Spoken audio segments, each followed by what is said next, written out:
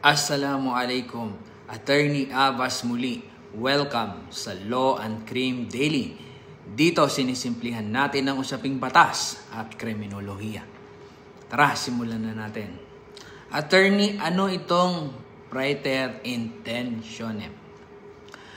Ang Praeter-intentionem po ay sitwasyon kung saan may ginawa ang offender na may masamang intensyon, pero ang naging resulta ay mas mabigat kaysa sa kanyang tunay na layunin. Halimbawa, sinuntok ni Pedro si Juan dahil sa simpleng away nila.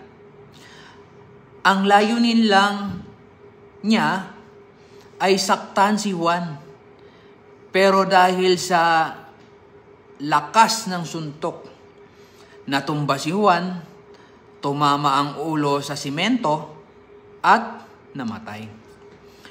Ito ay Praeter-intentionem dahil hindi naman niya intensyon na pumatay, pero nangyari ang mas mabigat na resulta.